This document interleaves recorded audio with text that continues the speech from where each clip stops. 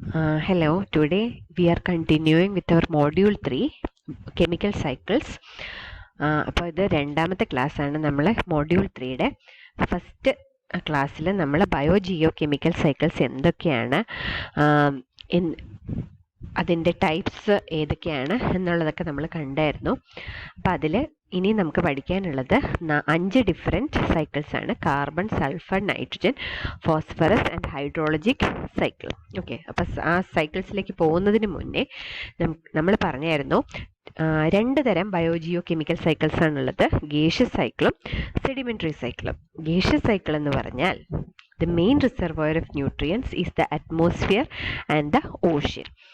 അപ്പം നമ്മൾ കൺസിഡർ ചെയ്യുന്ന എലമെൻറ്റ്, ഏത് സൈക്കിളാണോ പഠിക്കുന്നത് ആ എലമെൻറ്റ് അറ്റ്മോസ്ഫിയറിലും ഓഷ്യനിലുമാണ് പ്രസൻ്റ് എങ്കിൽ ആണ് നമ്മളതിനെ ഗേഷ്യസ് സൈക്കിൾ എന്ന് പറയുന്നത്. ഇനി സെഡിമെൻ്ററി സൈക്കിളിൽ ഇത് വിട്ടുള്ള വ്യത്യാസം എന്താണെന്ന് പറഞ്ഞാൽ the cycling element is present in soil and sedimentary and other rocks of the earth's crust. സോയിലും സെഡിമെൻ്ററി റോക്സിലും പ്രസൻ്റ് ആയിട്ടുള്ള എലിമെൻറ്റിനെ സൈക്കിൾ ചെയ്യുമ്പോഴാണ് അതിനെ സെഡിമെൻ്ററി സൈക്കിൾ എന്ന് പറയുന്നത്. ഓക്കെ, അപ്പോൾ ഇനി നമുക്ക് കാർബൺ സൈക്കിളിലേക്ക് വരാം. കാർബൺ സൈക്കിൾ ഒരു ഗേഷ്യസ് സൈക്കിളാണ്. Okay, it is A circulation of carbon between organisms and environment. അപ്പം നമ്മുടെ കാർബൺ എന്ന് പറയുന്നത് അതാണ് the element of life. Life exist ചെയ്യുന്നത് ഈസ് ബിക്കോസ് ഓഫ് കാർബൺ. അപ്പോൾ ഓർഗാനിസത്തിലാണ് കാർബൺ ഏറ്റവും അധികം കാണുന്നത്. ഈ ഓർഗാനിസവും എൻവയോൺമെൻറ്റിൻ്റെയും ഇടയിൽ കാർബൺ സൈക്കിൾ ചെയ്യുന്നതിനെയാണ് നമ്മൾ കാർബൺ സൈക്കിൾ എന്ന് പറയുന്നത്. Carbon is an essential component of proteins, fats and carbohydrates which make up all living organisms. കാർബണിൻ്റെ പ്രത്യേകത എന്താണ്? ഈ ലിവിങ് ഓർഗാനിസംസ് ഉണ്ടാക്കിയിരിക്കുന്ന പ്രോട്ടീൻ, ഫാറ്റ്സ്, കാർബോഹൈഡ്രേറ്റ്സ് ഇവയിലെല്ലാം പ്രസൻ്റ് ആയിട്ടുള്ളത് കാർബണാണ്. നമുക്കറിയാം പ്രോട്ടീൻ, ഫാറ്റ്, കാർബോഹൈഡ്രേറ്റ്സ് ഒക്കെ പറഞ്ഞാൽ ഓർഗാനിക് കോമ്പൗണ്ട്സ് ആണ്. ഓർഗാനിക് കോമ്പൗണ്ട്സ് എന്ന് പറയുന്നത് തന്നെ കാർബൺ കണ്ടെയ്നിങ് കോമ്പൗണ്ട്സ് ആണ്. ഈ കാർബൺ സൈക്കിൾ എന്ന് പറയുന്നത് മെയിൻലി 2 പ്രോസസ്സുകളുടെ കോമ്പിനേഷനാണ്. ഒന്ന് ഫോട്ടോസിന്തസിസും റെസ്പിറേഷനും. ഫോട്ടോസിന്തസിസിൻ്റെ റിവേഴ്സാണ് റെസ്പിറേഷൻ. ഇപ്പം ഈ സൈക്കിൾ ചെയ്യുന്ന കാർബൺ വരുന്നത് അറ്റ്മോസ്ഫിയറിൽ നിന്നാണ്. അപ്പം നമ്മൾ ഏതൊരു സൈക്കിളിൻ പറയുമ്പോൾ ആ എലമെൻറ്റിന് 3 ക്യാരക്ടറിസ്റ്റിക്സ് നമ്മൾ പറയണം. സോഴ്സ്, റിസർവോയർ, സിങ്ക് എന്ന് വെച്ചാൽ സോഴ്സ് എന്ന് പറഞ്ഞാൽ എവിടെ നിന്നാണോ ഈ എലമെൻറ്റ് വരുന്നത്. റിസർവോയർ, എവിടെയൊക്കെയാണോ ഈ എലമെൻറ്റ് പ്രസൻ്റ് ആയിരിക്കുന്നത് അതിന് റിസർവോയർ എന്ന് പറയും.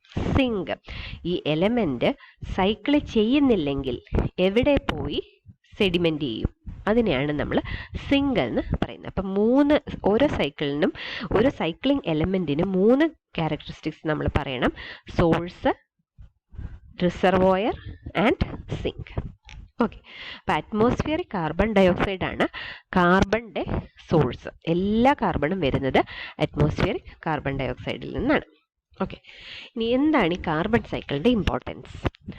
All non life on earth is based on carbon. നമ്മൾ നേരത്തെ പറഞ്ഞു എലമെൻ്റ് ഓഫ് ലൈഫാണ് കാർബൺ. ഇനി ഇത് എലമെൻ്റ് ഓഫ് ലൈഫ് എന്ന് പറയാൻ കാര്യം എന്താണ്? Carbohydrates, amino acids, proteins, DNA, lipids ഇതെല്ലാം ഉണ്ടാക്കിയിരിക്കുന്നത് കാർബൺ വെച്ചിട്ടാണ്. കാർബോഹൈഡ്രേറ്റ്സ് അറിയാം, കാർബോഹൈഡ്രേറ്റ്സ് ആണ് മാസ് ഉണ്ടാക്കുന്നത്. അമിനോ ആസിഡ്സ് എന്ന് പറയുന്നത് എന്താണ്? ബിൽഡിംഗ് ബ്ലോക്സ് ഓഫ് പ്രോട്ടീൻസ് ആണ്. അമിനോ ആസിഡ്സ് കമ്പൈൻ ചെയ്താണ് പ്രോട്ടീൻസ് ഉണ്ടാകുന്നത്. ഈ പ്രോട്ടീൻ ഉണ്ടാകുന്നത് ഗവേൺ ചെയ്യുന്ന സാധനമാണ് DNA. ഈ DNAയും മെയ്ഡ് ഓഫ് കാർബൺ ആണ്. ലിപ്പിഡ്സ് എന്ന് പറയുന്ന ഫാറ്റ്സ് തന്നെയാണ്. ഇതും കാർബൺ വെച്ചാണ് ഉണ്ടാക്കിയിരിക്കുന്നത്.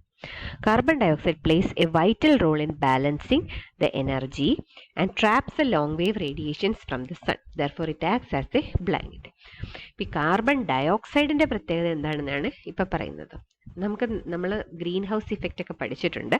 അപ്പം അതിൽ നമ്മൾ പറഞ്ഞു കേട്ടിട്ടില്ലേ, ഈ earth atmosphere is transparent to sun's light. സണ്ണിൻ്റെ ലൈറ്റ് മുഴുവനും എർത്ത് അറ്റ്മോസ്ഫിയറിൽ കൂടെ ഉള്ളിലേക്ക് വരും. എന്നിട്ട് ഇവിടെ വെച്ച് സർഫസിൽ ഇത് തട്ടിക്കഴിഞ്ഞു കഴിഞ്ഞാൽ അത് IR radiations, heat radiations reflect ചെയ്യും എർത്ത് സർഫസ്.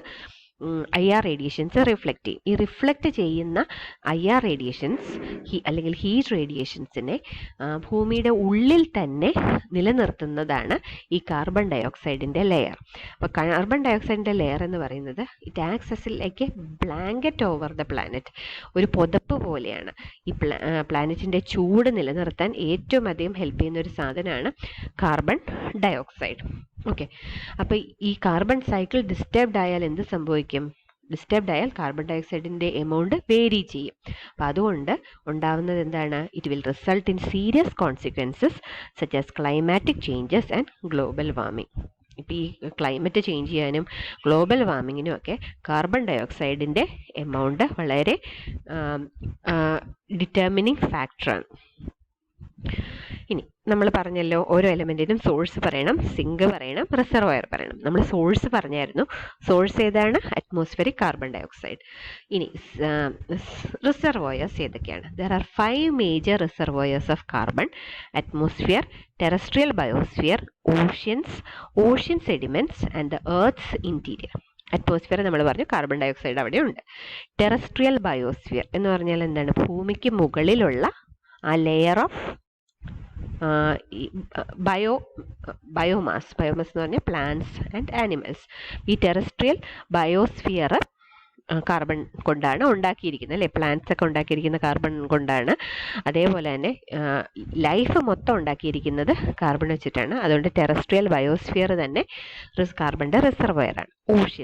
ഓഷ്യൻസിൽ എവിടെയാണ്? ഡിസോൾവ്ഡ് കാർബൺ ഡയോക്സൈഡ് ഉണ്ട്.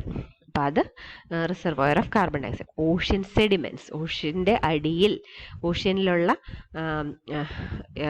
ഈ ജീവജാലങ്ങൾ പിന്നെ മരിച്ച് ഡീക്കേ ചെയ്യുമ്പോഴത്തേനും അത് താഴെ വന്ന് അടിഞ്ഞുകൂടും. അതിനെയാണ് നമ്മൾ ഓഷ്യൻ സെഡിമെന്റ്സ് എന്ന് പറയുന്നത്. ഇത് മാത്രമല്ല, പിന്നെ ഈ ഇതിൻ്റെയൊക്കെ ഷെൽസ്, മറൈൻ ഓർഗാനിസത്തിൻ്റെ ഷെല്ല്, അവശിഷ്ടങ്ങൾ, സ്കെൽട്ടൻ, ഇതെല്ലാം തന്നെ കാർബണിൻ്റെ റിസർവോയേഴ്സാണ്. പിന്നെ എർത്ത്സ് ഇന്റീരിയർ നമുക്കറിയാം, ഫോസിൽ ഫ്യൂൽസ്. ഈ ഫ്യൂൽസ് ഒക്കെ എന്തുവാണ്? പെട്രോളിയം എന്ന് പറഞ്ഞാൽ എന്താ? ഓർഗാനിക് കോമ്പൗണ്ടാണ്.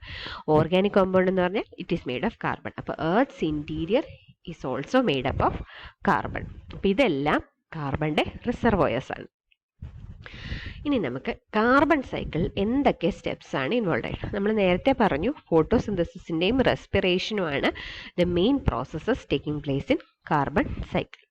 ഇതെങ്ങനെയാണ് ഒരു സൈക്കിളായി മാറുന്നത്?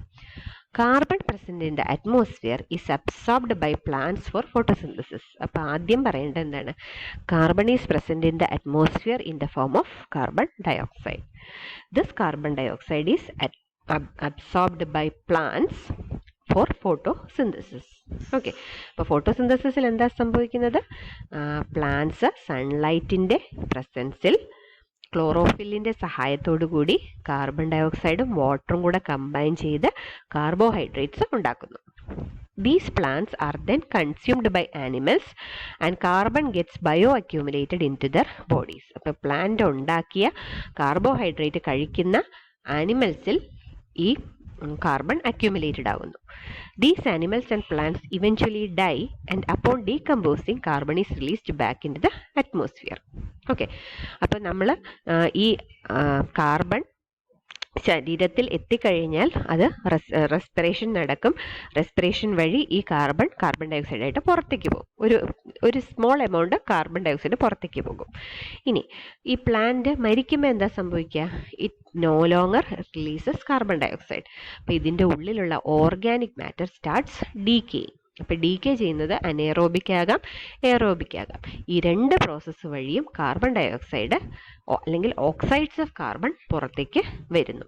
അങ്ങനെ ഈ ഡീകമ്പോസിഷൻ വഴി, ഡീക്കേയിങ് വഴിയും carbon dioxide is released. Some of the carbon that is not released back into the atmosphere eventually become fossil fuels. ഇങ്ങനെ കാർബൺ ഡയോക്സൈഡ് ആയിട്ട് പുറത്തേക്ക് വരാതെ ആ ഡെബ്രിസിൽ തന്നെ ഇരിക്കുന്ന കാർബൺ എന്ത് സംഭവിക്കും? അത് മണ്ണിനടിയിലേക്ക് പോയി ഫോസിൽ ഫ്യൂവലായിട്ട് മാറും. These fossil fuels are then used for man-made activities which pumps more carbon back into the atmosphere. ഈ ഫോസിൽ ഫ്യൂവൽസ് പിന്നീട് മാൻമെയ്ഡ് ആക്ടിവിറ്റി വഴി കാർബൺ ഡയോക്സൈഡായിട്ട് ബേൺ ചെയ്ത് കാർബൺ ഡൈ ഓക്സൈഡായിട്ട് അറ്റ്മോസ്ഫിയറിലേക്ക് തിരിച്ച് എത്തും. അപ്പം ഇതൊക്കെയാണ് കാർബൺ സൈക്കിളിൽ ഇൻവോൾവ് ആയിട്ടുള്ള മെയിൻ സ്റ്റെപ്സ്. ഈ സ്റ്റെപ്പുകളാണ് നമ്മൾ ഒരു ഫ്ലോ ഡയഗ്രമായിട്ട് ഇവിടെ കാണിച്ചിരിക്കുന്നത്. അപ്പോൾ എന്താണ്? അറ്റ്മോസ്ഫിയറിൽ കാർബൺ ഡൈ ഓക്സൈഡ് ഉണ്ട്. അത് ഫോട്ടോസിന്തസിസ് വഴി ഗ്രീൻ പ്ലാന്റ്സിൽ എത്തുന്നു. അപ്പോൾ ഈ ഗ്രീൻ പ്ലാന്റ്സ് അതിൻ്റെ ലൈഫ് സൈക്കിൾ കംപ്ലീറ്റ് ആകുമ്പോഴത്തേനും, അതിൻ്റെ ലൈഫ് കംപ്ലീറ്റ് ആകുമ്പോഴത്തേനും ഡീകമ്പോസ് ചെയ്യുമ്പോൾ അത് വീണ്ടും കാർബൺ ഡൈ ഓക്സൈഡായിട്ട് അറ്റ്മോസ്ഫിയറിലെത്തും. അതുകൂടാതെ ഈ ഗ്രീൻ പ്ലാന്റ്സ് റെസ്പയർ ചെയ്യുന്നുണ്ട്. ആ റെസ്പിറേഷൻ്റെ സമയത്തും കാർബൺ ഡൈ ഓക്സൈഡ് പുറത്തേക്ക് വരും.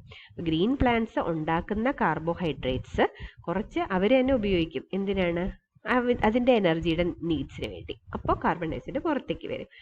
പിന്നെ സ്റ്റോർഡ് ആയിട്ടുള്ള കാർബോഹൈഡ്രേറ്റ്സ് പിന്നെ എന്ത് സംഭവിക്കും? ആനിമൽസ് കഴിക്കും. ഈറ്റിംഗ് എന്നാണ് ഇവിടെ എഴുതിയിരിക്കുന്നത്. ആനിമൽസ് ഭക്ഷണമായിട്ട് ഉപയോഗിക്കും. അപ്പോൾ ഈ കാർബോഹൈഡ്രേറ്റ്സ് ആനിമൽ ടിഷ്യൂസിൽ എത്തും. ഓക്കെ, ഇനി ഈ ആനിമൽ ടിഷ്യൂസ് വീണ്ടും റെസ്പിറേഷൻ വഴി കാർബൺ ഡൈ ഓക്സൈഡിനെ അറ്റ്മോസ്ഫിയറിലേക്ക് ലിബറേറ്റ് ചെയ്യും. പ്ലാന്റ്സ്, ഈ മൃഗങ്ങൾ കഴിക്കാത്ത ബാക്കിയുള്ള പ്ലാന്റ്സ്, ആ പ്ലാന്റ്സിന് എന്ത് സംഭവിക്കും? ആ പ്ലാന്റ്സ് അതിൻ്റെ ലൈഫ് സൈക്കിൾ കംപ്ലീറ്റ് ചെയ്ത് കഴിയുമ്പോൾ ഫോസിലൈസേഷൻ നടക്കാം. ഫോസിലൈസേഷൻ നമ്മൾ അറിഞ്ഞില്ലേ? നമ്മൾ നേരത്തെ പറഞ്ഞില്ലേ, കുറച്ച് ബാക്ടീരിയയൊക്കെ ഡീകമ്പോസ് ചെയ്യും. ആ ബാക്കിയുള്ള ഡെബ്രിസ് എന്താ പറ്റുക? മണ്ണിനടിയിലേക്ക് പോയിട്ട് ഫോസിൽ ഫ്യൂവൽസ് ആയിട്ട് മാറും. ആ ഫോസിൽ ഫ്യൂവൽസ്, പെട്രോളിയം, കോള് പോലെയുള്ള ഫോസിൽ ഫ്യൂവൽസ് ബേൺ ചെയ്യുമ്പോൾ വീണ്ടും അറ്റ്മോസ്ഫിയറിൽ കാർബൺ ഡൈ ഓക്സൈഡ് ഉണ്ടാകും. ഈ ആനിമൽ ടിഷ്യൂസിന് എന്താ പറ്റുക? ഡീകമ്പോസിഷൻ വഴി കാർബൺ ഡൈ ഓക്സൈഡ് ഉണ്ടാകാം, റെസ്പിറേഷൻ വഴി കാർബൺ ഡൈ ഓക്സൈഡ് ഉണ്ടാക്കാം. നമുക്ക് ഇവിടെ കൂടെ ഒരു ജോയിനിങ് കൊടുക്കാം. ഈ ആനിമൽ ടിഷ്യൂസും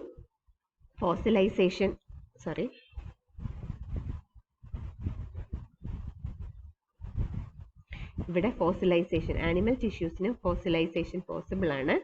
ഫോസിലൈസേഷൻ എഴുതാം. ഫോസിലൈസേഷൻ കഴിയുമ്പോൾ ഫോസിൽ ഫ്യൂൽ ആയിട്ട് മാറും.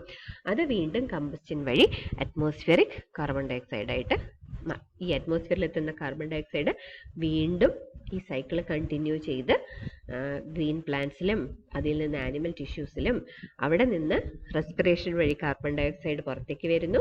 ഫോസിലൈസേഷൻ വഴി ഫോസിൽ ഫ്യൂവൽസ് ആവുന്നു. അത് കമ്പസ്റ്റ് നടക്കുമ്പോൾ വീണ്ടും അറ്റ്മോസ്ഫിയറിക് കാർബൺ ഡൈ ഓക്സൈഡ് എത്തും. And the cycle continuous. നിങ്ങൾക്ക് എപ്പോൾ കാർബൺ സൈക്കിൾ എന്ന ചോദ്യം ചോദിച്ചാലും, അൺലസ് ഇറ്റ് ഈസ് 2 മാർക്സ്, 2 മാർക്കിൻ്റെ ഒരു ചോദ്യം അല്ലെങ്കിൽ നിങ്ങൾ ഫ്ലോ ഡയഗ്രാം വരയ്ക്കണം. അത് മസ്റ്റാണ്. ഏത് സൈക്കിൾ ചോദിച്ചാലും 2 മാർക്കിൻ്റെതാണെങ്കിൽ എടുത്ത് പറഞ്ഞിട്ടുണ്ടാവും ഡ്രോ ദ ഫ്ലോ ഡയഗ്രാം. അതല്ലാതെ 4 മാർക്കിൻ്റെതായാലും 6 മാർക്കിൻ്റെതായാലും നിങ്ങൾ ഫ്ലോ ഡയഗ്രാം മസ്റ്റായിട്ട് വരയ്ക്കണം.